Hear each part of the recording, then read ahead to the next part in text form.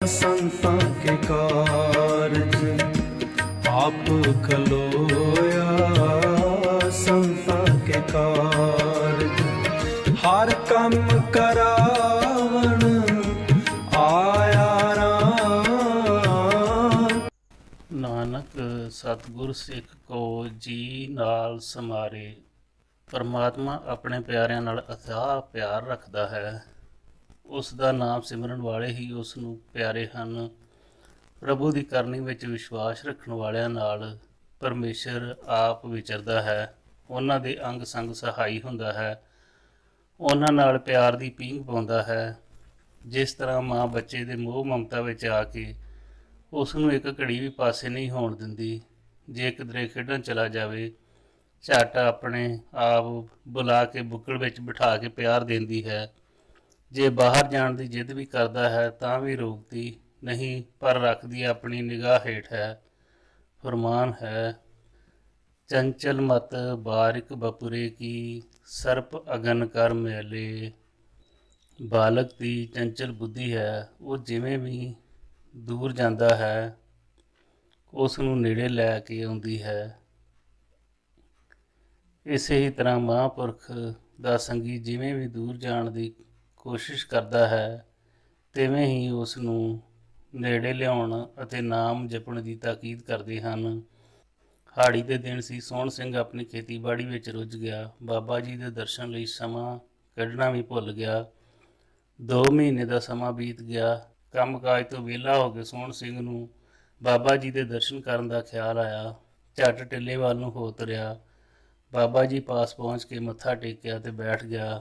ਬਾਬਾ ਜੀ ਨੇ 2 ਮਹੀਨੇ ਦਾ ਸਮਾਂ ਆਪਣੇ ਕੋਲ ਨਾ ਆਉਣ ਦਾ ਕਾਰਨ ਪੁੱਛਿਆ। ਮਹਾਰਾਜ, ਅਸੀਂ ਦੁਨੀਆਦਾਰ ਗ੍ਰਸਤੀ ਆਦਮੀ ਘਰੇਲੂ ਕੰਮ ਵਿੱਚ ਇਤਨਾ ਖੁੱਭ ਜਾਂਦੇ ਹਾਂ ਕਿ ਮਹਾਂਪੁਰਖਾਂ ਦੇ ਦਰਸ਼ਨ ਵੀ ਨਸੀਬ ਨਹੀਂ ਹੁੰਦੇ। ਸੋਹਣ ਸਿੰਘ ਨੇ ਉੱਤਰ ਦਿੱਤਾ। ਬਾਬਾ ਜੀ ਨੇ ਬਚਨ ਕੀਤਾ, ਸੋਹਣ ਸਿੰਘ, ਆਦਮੀ ਘਰ ਗ੍ਰਸਤੀ ਵਿੱਚ ਮਸਤ ਹੋਇਆ ਪਰਮੇਸ਼ਰ ਦੇ ਨਾਮ ਨੂੰ ਵਿਸਾਰ ਦਿੰਦਾ ਹੈ। ਸਾਡਾ ਕੰਮ ਹੈ ਜਿਸ ਦੇ ਪੂਰਬਲੇ ਕਰਮ ਹੋਣ ਉਸ ਨੂੰ ਇਸ ਕੁੰਭੀ ਨਰਕ ਵਿੱਚੋਂ ਕੱਢ ਕੇ ਪ੍ਰਭੂ ਦਾ ਸਿਮਰਨ ਕਰਵਾਉਣਾ। ਗੁਰੂ ਸਾਹਿਬ ਨੇ ਆਦਮੀ ਤੋਂ ਸਿਰਫ ਦਸਵੰਧ ਹੀ ਮੰਗਿਆ ਹੈ। ਪਰਮੇਸ਼ਰ ਦਾ ਸਿਮਰਨ ਕਰਨ ਲਈ ਰੋਜ਼-ਰੋਜ਼ 2.5 ਘੰਟੇ ਸਾਧੂ ਦੀ ਸੰਗਤ ਕੀਤੀ ਜਾਵੇ, ਉਸ ਦੀ ਕੀਰਤਨ ਦੁਆਰਾ ਉਸਤਤੀ ਸੁਣੀ ਜਾਵੇ। ਜੇ ਪੜ੍ਹਿਆ ਨਾ ਹੋਵੇ ਤਾਂ ਵਾਹਿਗੁਰੂ ਨਾਮ ਦੀ ਮਾਲਾ ਜਪੀ ਜਾਵੇ, ਜੇ ਪੜ੍ਹਿਆ ਹੋਵੇ ਤਾਂ ਪਾਠ ਕੀਤਾ ਜਾਵੇ। ਪਰਮੇਸ਼ਰ ਨਾਲ ਇਹ ਪ੍ਰਣ ਕੀਤਾ ਹੈ, ਇਨਸਾਨ ਨੇ ਇਹ ਕਰਜ਼ਾ ਦੇਣਾ ਹੈ ਪ੍ਰਭੂ ਦਾ। ਜਿਵੇਂ ਬੈਂਕ ਦੀ ਕਿਸ਼ਤ ਨਾ ਮੋੜੀ ਜਾਵੇ, ਵਿਆਜ ਲਗਾ ਕੇ ਮੂਲ ਵਧੇਗਾ, ਇਸ ਤਰ੍ਹਾਂ ਪਰਮੇਸ਼ਰ ਦਾ ਉਧਾਰ ਨਾ ਚੁਕਾਇਆ ਤਾਂ ਇਹ ਪੰਡ ਇੰਨੀ ਭਾਰੀ ਹੋ ਜਾਵੇਗੀ ਕਿ ਤੂੰ ਭਾਰ ਚੁੱਕਣ ਤੋਂ ਅਸਮਰੱਥ ਹੋ ਜਾਏਗਾ। ਸੋਹਣ ਸਿੰਘ ਇਹ ਸੁਣ ਕੇ ਬਹੁਤ ਪ੍ਰਭਾਵਿਤ ਹੋਇਆ ਅਤੇ ਬੇਨਤੀ ਕੀਤੀ, ਮਹਾਰਾਜ ਖਿਮਾ ਕਰੋ, ਮੈਂ ਅੱਗੇ ਤੋਂ ਜ਼ਰੂਰ ਆਇਆ ਕਰਾਂਗਾ ਨਿਤਨੇਮ ਨਾਲ।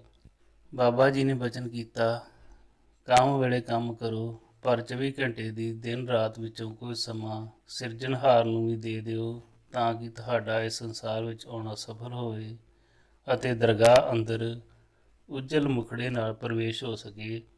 ਸੰਸਾਰ ਵਿੱਚ ਜਿਸ ਨੇ ਤੁਹਾਨੂੰ ਭੇਜਿਆ ਹੈ ਉਸ ਤੋਂ ਬੇਮੁਖ ਨਾ ਹੋਵੋ, ਉਸ ਨੂੰ ਹਮੇਸ਼ਾ ਯਾਦ ਰੱਖੋ।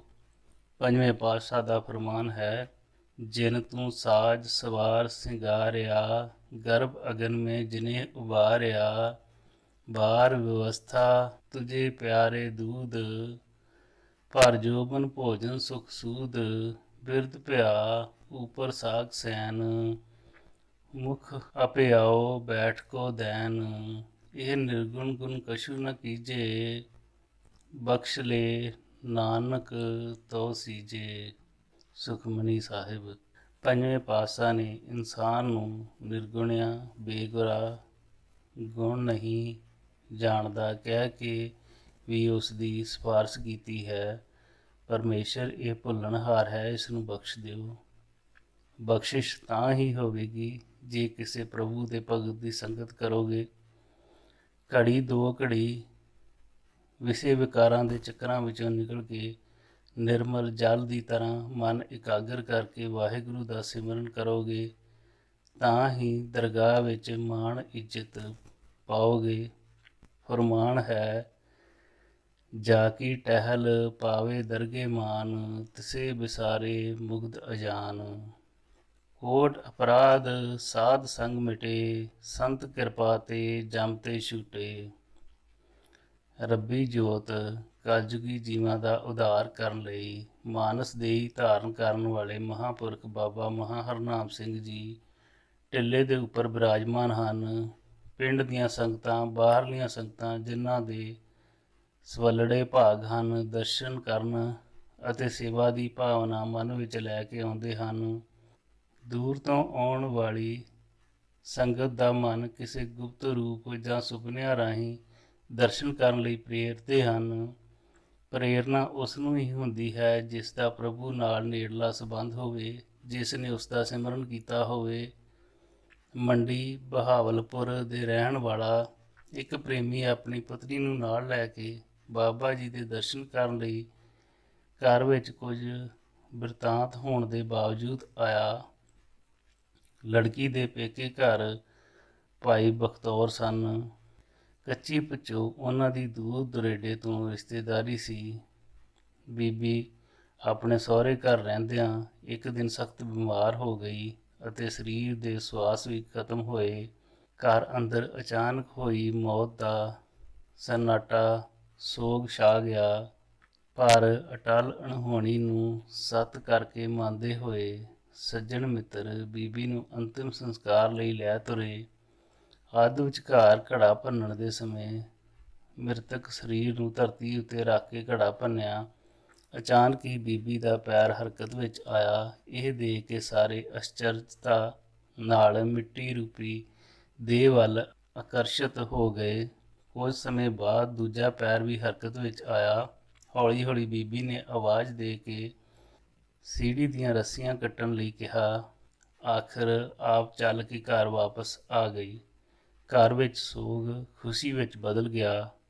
ਘਰ ਆਏ ਹਰ ਪ੍ਰਾਣੀ ਵਿੱਚ ਬੀਬੀ ਦੇ ਜੀਵਨ ਵਾਪਸ ਆਉਣ ਬਾਰੇ ਪੁੱਛਣ ਦੀ ਕਾਹਲੀ ਜਾਂ ਤਾਂਘ ਸੀ।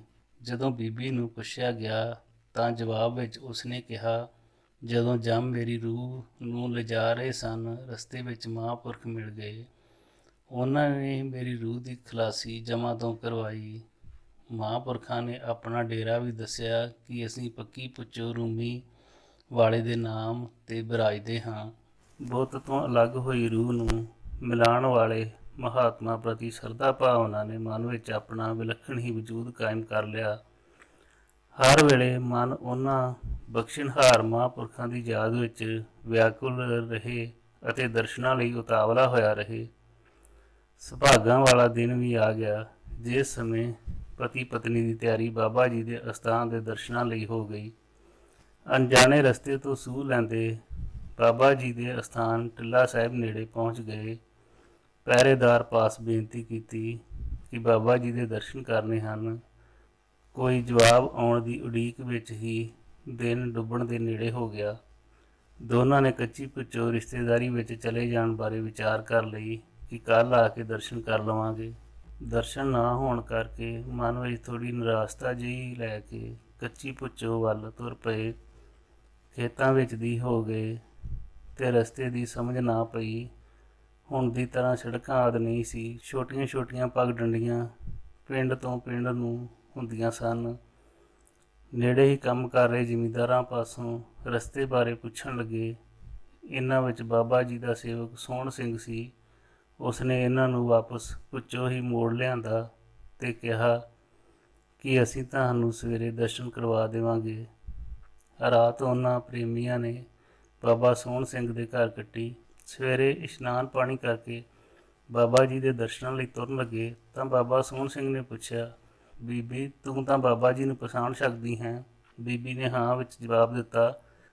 ਪਤੀ ਪਤਨੀ ਸੋਹਣ ਸਿੰਘ ਤੇ ਕੁਝ ਪ੍ਰੇਮੀ ਟਿੱਲਾ ਸਾਹਿਬ ਦੇ ਨੇੜੇ ਪਹੁੰਚ ਗਏ। ਬਾਬਾ ਜੀ ਨਗਰ ਵੱਲ ਮੁੱਖ ਕਰਕੇ ਖੜੇ ਸਨ। ਲੰਗਰ ਵਾਲੀ ਇਮਾਰਤ ਵਾਲੇ ਪਾਸੇ ਟਿੱਲਾ ਸਾਹਿਬ ਦੇ ਉੱਪਰ ਜਾਣ ਦਾ ਰਸਤਾ ਸੀ। ਬਾਬਾ ਜੀ ਦੇ ਦਰਸ਼ਨ ਕਰਦੇ ਹੀ ਬੀਬੀ ਨੇ ਬਾਬਾ ਜੀ ਨੂੰ ਪਛਾਣ ਲਿਆ ਤੇ ਨੀਂਦ ਬੇਹੋਸ਼ੀ ਦੀ ਹਾਲਤ ਵਾਲੇ ਰੋਗੀ ਦੀ ਤਰ੍ਹਾਂ ਭੱਜ ਤੁਰੀ। ਪਰਉਪਕਾਰੀ ਵੱਲੋਂ ਕੀਤੇ ਹੋਏ ਪਰਉਪਕਾਰ ਦਾ ਬਦਲਾ ਪ੍ਰਾਣੀ ਉਹਨਾਂ ਪ੍ਰਤੀ ਸ਼ਰਧਾ ਅਤੇ ਅਥਾਹ ਪਿਆਰ ਦਿਖਾ ਕੇ ਹੀ ਚੁਕਾ ਸਕਦਾ ਹੈ। ਸੱਚਾ ਪਿਆਰ ਹੀ ਕਠੋਰ ਤੋਂ ਕਠੋਰ ਮਨ ਨੂੰ ਨਿਮਰਤਾ ਦੀ ਕਠਾਲੀ ਵਿੱਚ ਪਿਘਲਾ ਸਕਦਾ ਹੈ। ਟਿੱਲੇ ਦੇ ਨੇੜੇ ਪਹੁੰਚੀ ਬਾਬਾ ਜੀ ਨੇ ਹੱਥ ਦਾ ਇਸ਼ਾਰਾ ਦੇ ਕੇ ਰੁਕਣ ਲਈ ਕਿਹਾ। ਬੀਬੀ ਉੱਥੇ ਹੀ ਅਡੋਲ ਖੜੀ ਰਹੀ, ਦੋਨੋਂ ਹੱਥ ਜੁੜੇ, ਸਿਰ ਝੁਕਿਆ ਹੋਇਆ, ਮਹਾਂਪੁਰਖਾਂ ਵੱਲੋਂ ਕੀਤੇ ਹੋਏ ਪਰਉਪਕਾਰ ਦਾ ਸ਼ੁਕਰਾਨਾ ਕਰ ਰਹੇ ਸਨ।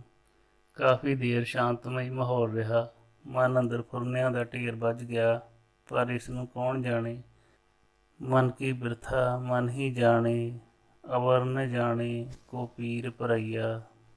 ਪ੍ਰੇਮੀ ਸੋਹਣ ਸਿੰਘ ਤੇ ਸੰਗਤ ਨੇ ਆ ਨਮਸਕਾਰ ਕੀਤੀ। ਬਾਬਾ ਜੀ ਨੇ ਬਚਨ ਕੀਤਾ, ਕੰਨਿਆ ਉੱਠ ਕੇ ਖੜੀ ਹੋ ਜਾ। ਰਹਿਮਤ ਦੇ ਘਰ ਆਏ ਤੇ ਬਾਣੀ ਦੁਆਰਾ ਵਰਦਾਨ ਬਖਸ਼ਿਆ। ਤਾਪ ਸੰਤਾਪ ਸਗਲੇ ਗਏ, ਬਿਨਸੇ ਤੇ ਰੋਗ। ਪਾਰ ਬ੍ਰਹਮ ਤੂੰ ਬਖਸ਼ਿਆ, ਸੰਤਨ ਰਸ ਭੋਗ। ਕੰਨਿਆ ਤੂੰ ਬਖਸ਼ੀ ਗਈ। ਛੋਟੀ ਉਮਰ ਦੀ ਲੜਕੀ ਨੂੰ ਆਪਣੇ ਮੁਖਾਰਬਿੰਦ ਤੋਂ ਕੰਨਿਆ ਪੁਕਾਰਦੇ ਸਨ। ਸ਼ਰਧਾਲੂ ਨੇ ਅੱਗੇ ਹੋ ਕੇ 15 ਰੁਪਏ ਮੱਥਾ ਟੇਕਿਆ। ਬਚਨ ਹੋਇਆ, ਅਸੀਂ ਕੀ ਕਰਨੇ ਹਨ, ਲੈ ਜਾਓ, ਮਾਇਆ ਘਰ ਵਿੱਚ ਚੰਗੀ ਹੁੰਦੀ ਹੈ। ਦੋਨਾਂ ਨੇ ਬੇਨਤੀ ਕੀਤੀ, ਮਹਾਰਾਜ ਸਾਨੂੰ ਨਿਰਾਸ਼ ਨਾ ਕਰੋ, ਥੋੜ੍ਹੀ ਭੇਟਾ ਜ਼ਰੂਰ ਸਵੀਕਾਰ ਕਰੋ। ਚੰਗਾ, ਫਿਰ 5 ਰੁਪਏ ਰੱਖ ਲੈਂਦੇ ਹਾਂ, ਬਾਕੀ 10 ਰੁਪਏ ਦਾ ਘਰ ਜਾ ਕੇ ਸਧਾਰਨ ਪਾਠ ਕਰਵਾ ਦੇਣਾ। ਹਜ਼ੂਰ ਨੇ ਬਚਨ ਕੀਤਾ। ਦੋਨਾਂ ਨੂੰ ਨਾਮ ਜਪਣ ਲਈ ਪ੍ਰੇਰਨਾ ਕੀਤੀ। ਜੇ ਅਨਪੜ੍ਹ ਹੋ ਤਾਂ ਵਾਹਿਗੁਰੂ ਵਾਹਿਗੁਰੂ ਹੀ ਜਪ ਲਿਆ ਕਰੋ। ਨਾਮ ਹੀ ਇੱਕ ਸੱਚੀ ਸੁੱਚੀ ਕਿਰਤ ਹੈ, ਇਹੀ ਜੀਵ ਦਾ ਆਧਾਰ ਕਰਦਾ ਹੈ। ਇਹ ਬਚਨ ਜੋਗਿੰਦਰ ਸਿੰਘ ਢਿੱਲੋਂ ਕੁਚੋ ਕਲਾਂ ਤੋਂ ਪ੍ਰਾਪਤ ਹੋਇਆ। ਲੱਖ ਖੁਸ਼ੀਆਂ ਪਾਤਸ਼ਾਹੀਆਂ ਜੇ ਸਤਿਗੁਰ ਨਦਰ ਕਰੇ। ਬਨਸਪਤੀ ਦੇ ਝੁੰਡ ਵਿੱਚ ਖਿੜਿਆ ਹੋਇਆ ਫੁੱਲ ਆਦਮੀ ਦੀ ਨਜ਼ਰ ਤੋਂ ਪਰਦਾ ਕਰ ਸਕਦਾ ਹੈ, ਪਰ ਉਸ ਦਾ ਦੀਵਾਨਾ ਭੌਰਾ ਘਣੀ ਤੋਂ ਘਣੀ ਕੰਡਿਆਲੀ ਝਾੜੀ ਵਿੱਚੋਂ ਵੀ ਉਸ ਦੀ ਖੁਸ਼ਬੂ, ਸੁਗੰਧੀ ਤੇ ਰਸ ਪ੍ਰਾਪਤ ਕਰਨ ਲਈ ਜਾਂਦਾ ਹੈ। ਰੰਗ ਰੂਪ ਕਾਲਾ ਹੋਣ ਤੇ ਵੀ ਮਨ ਉਜਲਤਾ ਨੂੰ ਪਸੰਦ ਕਰਦਾ ਹੈ। ਸੋ ਸੱਚੇ ਪ੍ਰੇਮ ਕਰਨ ਵਾਲੇ ਨੂੰ ਤਾਂ ਉਸ ਪਾਂਧੀ ਦੀ ਤਲਾਸ਼ ਹੈ ਜੋ ਉਸ ਦੀ ਡੰਗੋਰੀ ਫੜ ਕੇ ਸੱਚ ਦੀ ਪਗਡੰਡੀ ਉੱਤੇ ਤੁਰਦਿਆਂ ਬੈਕੁੰਠ ਦੀ ਮੰਜ਼ਿਲ ਵੱਲ ਲੈ ਜਾਵੇ। ਸਵੈ ਇੱਛਾ ਦੀ ਪੂਰਤੀ ਲਈ ਇੱਕ ਛੋਟੀ ਉਮਰ ਦੇ ਮਹਾਤਮਾ ਬਾਬਾ ਜੀ ਦੀ ਸਰੋਤ ਸੁਣ ਕੇ ਟਿੱਲਾ ਸਾਹਿਬ ਦੇ ਨੇੜੇ ਪਹੁੰਚੇ। ਉਹਨਾਂ ਦੇ ਨਾਲ ਇੱਕ ਬਿਰਧ ਅਵਸਥਾ ਦੇ ਸਾਧੂ ਵੀ ਸਨ। ਦਮਦਮਾ ਸਾਹਿਬ ਦੇ ਦਰਸ਼ਨਾਂ ਨੂੰ ਜਾਂਦੇ ਹੋਏ ਕੱਚੀ ਪੁੱਛੋ ਤੋਂ ਬਾਬਾ ਜੀ ਦੇ ਅਸਥਾਨ ਦੇ ਅਤੇ ਬਾਬਾ ਜੀ ਦੇ ਦਰਸ਼ਨ ਕਰਨ ਲਈ ਇੱਥੇ ਪਹੁੰਚੇ। ਬਾਬਾ ਜੀ ਪ੍ਰਾਕਿਰਤਿਕ ਨਜ਼ਾਰੇ ਦੇਖ ਕਾਦਰ ਦੀ ਕੁਦਰਤ ਵਿੱਚ ਮਸਤ ਬੈਠੇ ਹਨ। ਚੇਤ ਦਾ ਮਹੀਨਾ ਹੈ, ਬੂੰਦਾਬਾਂਦੀ ਹੋ ਰਹੀ ਹੈ। ਕਿਕਰਾਂ, ਬੇਰੀਆਂ, ਜੰਡ, ਕਰੀਰਾਂ ਅਤੇ ਵਣਾਂ ਦੇ ਹੇਠ ਤਰ੍ਹਾਂ ਤਰ੍ਹਾਂ ਦੀ ਬਨਸਪਤੀ ਹੈ। ਪੱਛਮ ਵਾਲੇ ਪਾਸੇ ਕੱਚਾ ਤਾਲਾਬ ਹੈ। ਬ੍ਰਿਛਾਂ ਉੱਪਰ ਬੈਠੇ ਮੋਰ ਅਤੇ ਹੋਰ ਪੰਛੀ ਬੋਲ ਕੇ ਮਨ 'ਤੇ ਅਚਰਜ ਹੀ ਪ੍ਰਭਾਵ ਪਾ ਰਹੇ ਹਨ। ਹਜ਼ੂਰ ਦੇ ਪ੍ਰਭਾਵ ਤੇ ਪ੍ਰਤਾਪ ਸਦਕਾ ਇਉਂ ਮਾਲੂਮ ਹੋ ਰਿਹਾ ਸੀ ਜਿਵੇਂ ਚਾਤਰਿਕ ਮੋਰ ਬੋਲਤ ਦਿਨ ਰਾਤੀ, ਸੁਨ ਘਨਹਰ ਕੀ ਘੋਰ। ਜੋ ਬੋਲਤ ਹੈ ਮ੍ਰਿਗਮੀਨ ਪੰਖੇਰੂ, ਸੋ ਬਿਨ ਹਰ ਜਾਪਤ ਹੈ ਨਹੀਂ ਹੋਰ। ਤਰਕਾਣਾ ਪਈਆਂ ਤਾਂ ਸੂਰਜ ਨਿਤਨੇਮ ਦੀ ਤਰ੍ਹਾਂ ਦਿਨ ਭਰ ਪ੍ਰਕਾਸ਼ ਦੇ ਭੰਡਾਰੇ ਬਖਸ਼ਦਾ ਹੋਇਆ ਪੱਛਮ ਵੱਲ ਰਾਤ ਦੀ ਗੋਦ ਵੱਲ ਵਧਦਾ ਜਾ ਰਿਹਾ ਸੀ। ਰਹਿ ਰਾਸ ਦਾ ਸਮਾਂ ਹੋ ਗਿਆ। ਘੜਿਆਲ ਵੱਜੇ, ਆਰਤੀ ਉਤਾਰੀ ਗਈ ਅਤੇ ਸੰਖ ਪੂਰਿਆ ਗਿਆ। ਪਾਠ ਸ਼ੁਰੂ ਹੋਇਆ। ਸਾਰੀ ਰਾਤ ਸੰਗਤ ਨੇ ਆਨੰਦਮਈ ਰਸ ਮਾਣਿਆ। ਭੋਗ ਤੋਂ ਉਪਰੰਤ ਸਾਰੀ ਸੰਗਤ ਬਾਬਾ ਜੀ ਦੇ ਦਰਸ਼ਨ ਕਰਨ ਵਾਰੀ ਵਾਰੀ ਟਿੱਲੇ ਉੱਪਰ ਗਈ। ਬਾਬਾ ਜੀ ਨੇ ਸਭ ਦੀ ਕੁਸ਼ਲਤਾ ਪੁੱਛੀ ਤੇ ਸਾਰਿਆਂ ਨੂੰ ਲੰਗਰ ਵਿੱਚ ਪ੍ਰਸ਼ਾਦਾ ਛਕਣ ਲਈ ਹੁਕਮ ਦਿੱਤਾ। ਸਮੂਹ ਸੰਗਤ ਨੂੰ ਜਿਵੇਂ ਹੁਕਮ ਆਸਣ ਲਾਉਣ ਦਾ ਸੀ, ਸਾਰੇ ਹੀ ਰਾਤ ਨੂੰ ਅਲਵਿਦਾ ਕਹਿਣ ਲਈ ਆਰਾਮ ਵਿੱਚ ਹੋ ਗਏ। ਬਾਲਕ ਸਾਧੂ ਵੀ ਬਾਬਾ ਜੀ ਦੇ ਪ੍ਰਤੱਖ ਦਰਸ਼ਨ ਕਰਕੇ ਮਨ ਦੇ ਖਿਆਲ ਦੌੜਾ ਰਿਹਾ ਸੀ ਕਿ ਇਹੋ ਜਿਹੇ ਮਹਾਂਪੁਰਖਾਂ ਦੇ ਦਰਸ਼ਨ ਕਰਕੇ ਕੋਈ ਫਿਕਰ ਮਨ ਵਿੱਚ ਨਹੀਂ ਰਹਿਣਾ ਚਾਹੀਦਾ। ਇੱਥੋਂ ਤਾਂ ਬਿਨਾਂ ਮੰਗੇ ਹੀ ਸਭ ਕੁਝ ਮਿਲ ਜਾਂਦਾ ਹੈ। ਇਸ ਤਰ੍ਹਾਂ ਦੇ ਵਿਚਾਰਾਂ ਅੰਦਰ ਟੁੰਬਿਆ ਹੋਇਆ ਮਨ ਨੀਂਦ ਦੀ ਗੋਦ ਵਿੱਚ ਜਾ ਸਮਾਇਆ। ਸਵੇਰੇ 4 ਵਜੇ ਘੰਟੀ ਵੱਜੀ। ਸਾਰੀ ਸੰਗਤ ਨੂੰ ਇਹ ਸਿਗਨਲ ਸੀ ਕਿ ਇਸ਼ਨਾਨ ਕਰੋ, ਸਰੀਰ ਦੀ ਸ਼ੁੱਧਤਾ ਕਰਕੇ ਨਿਤਨੇਮ ਕਰਨ ਵਿੱਚ ਉੱਠ ਕੇ ਬੈਠ ਜਾਓ। ਸੂਰਜ ਨੇ ਅਗਲੇ ਦਿਨ ਦੇ ਰੂਪ ਵਿੱਚ ਆ ਕੇ ਰੋਸ਼ਨੀ ਪਾਈ। ਕੁਝ ਸਮੇਂ ਬਾਅਦ ਪਿੰਡ ਵਿੱਚੋਂ ਪ੍ਰਸ਼ਾਦਾ ਤੇ ਲੱਸੀ ਆ ਗਈ। ਸਰਾ ਕਰਨ ਉਪਰੰਤ ਸਾਰੀ ਸੰਗਤ ਨੂੰ ਮਿੱਸੇ ਪ੍ਰਸਾਦੇ ਤੇ ਲੱਸੀ ਛਕਾਉਣ ਲਈ ਹਦਾਇਤ ਕੀਤੀ। ਬਿਰਧ ਸਾਧੂ ਤੇ ਬਾਲਕ ਨੇ ਭੋਜਨ ਕਰਨ ਤੋਂ ਬਾਅਦ ਆਗਿਆ ਲੈਣੀ ਸੀ। ਬਾਬਾ ਜੀ ਦੇ ਕੋਲ ਕਾਫੀ ਸੰਗਤ ਬੈਠੀ ਸੀ ਜੋ ਕਿ ਆਪਣੀਆਂ ਬੇਨਤੀਆਂ ਕਰ ਰਹੇ ਸਨ। ਬਾਬਾ ਜੀ ਕਿਸੇ ਨੂੰ ਵਰਦਾਨ ਬਖਸ਼ਦੇ ਤੇ ਕਿਸੇ ਨੂੰ ਤਾੜਨਾ ਕਰਦੇ। ਸੰਗਤ ਦੇ ਚਲੇ ਜਾਣ ਤੇ ਬਾਬਾ ਜੀ ਨੇ ਬਾਲਕ ਸਾਧੂ ਨੂੰ ਪੁੱਛਿਆ, ਬੇਟਾ ਕਿੱਥੇ ਜਾਣਾ ਹੈ? ਪਾਤਸ਼ਾਹ ਦਮਦਮਾ ਸਾਹਿਬ ਦੇ ਦਰਸ਼ਨ ਕਰਨ ਜਾਣਾ ਹੈ। ਬਾਲਕ ਸਾਧੂ ਨੇ ਨਿਮਰਤਾ ਸਹਿਤ ਉੱਤਰ ਦਿੱਤਾ, ਹਜੂਰ ਪ੍ਰਸੰਨਤਾ ਦੇ ਘਰ ਵਿੱਚ ਆਏ ਅਤੇ ਪੰਕਤੀ ਦਾ ਉਚਾਰਨ ਕੀਤਾ। ਇੱਛਾ ਪੂਰਕ ਸਰਬ ਸੁਖ ਦਾਤਾ, ਹਰ ਜਾ ਕੇ ਵਸ ਹੈ ਕਾਂਪਤੇ ਨਾ। ਪੰਕਤੀ ਸੁਣਦਿਆਂ ਬਾਲਕ ਸਾਧੂ ਨੂੰ ਪ੍ਰਤੀਤ ਹੋਇਆ ਕਿ ਬਨਸਪਤੀ ਵੀ ਬਾਣੀ ਦਾ ਉਚਾਰਨ ਕਰ ਰਹੀ ਹੈ। ਖਲਕਤ ਦੇ ਸੱਚੇ ਸ਼ਹਿਨਸ਼ਾਹ ਦੇ ਮੁਖਾਰਬਿੰਦ ਤੋਂ ਮਿੱਠੜੇ ਬੋਲ ਨਿਕਲੇ, ਜਾਓ ਸੁਧ ਹੈ। ਬਚਨ ਸੁਣਨ ਉਪਰੰਤ ਆਪਣੇ ਬਿਰਧ ਸਾਧੂ ਨੂੰ ਨਾਲ ਲੈ ਕੇ ਦਮਦਮਾ ਸਾਹਿਬ ਦੇ ਦਰਸ਼ਨਾਂ ਲਈ ਚਲੇ ਗਏ। ਸਮਾਂ ਪਾ ਕੇ ਬਾਲਕ ਸਾਧੂ ਸੰਤ ਆਤਮਾ ਸਿੰਘ ਜੀ ਦੇ ਰੂਪ ਵਿੱਚ ਕਲਯੁਗੀ ਜੀਵਾਂ ਦਾ ਉਧਾਰ ਕਰਦੇ ਰਹੇ। ਇਹਨਾਂ ਦਾ ਬਚਪਨ ਦਾ ਨਾਮ ਭਾਨ ਸਿੰਘ ਸੀ। ਇਹ ਪਰਮ ਪਦਵੀ ਬਾਬਾ ਜੀ ਦੇ ਬਚਨ ਸਦਕਾ ਪਾਈ। ਦੁਨੀਆਦਾਰੀ ਦੀ ਸੱਤਾ ਤੋਂ ਉੱਚਾ ਉੱਠ ਕੇ ਪਰਮੇਸ਼ਰ ਨਾਲ ਲੀਨ ਹੋ ਗਏ ਤੇ ਸ਼੍ਰੇਸ਼ਟ ਪਦਵੀ ਪਾ ਗਏ।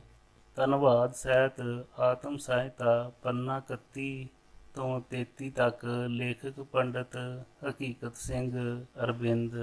ਸਮਾਂ 11 ਅਪ੍ਰੈਲ 29 ਚੇਤ ਸੰਮਤ 1954। ਸ੍ਰੀ ਵਾਹਿਗੁਰੂ ਜੀ ਕਾ ਖਾਲਸਾ, ਸ੍ਰੀ ਵਾਹਿਗੁਰੂ ਜੀ ਕੀ ਫਤਿਹ।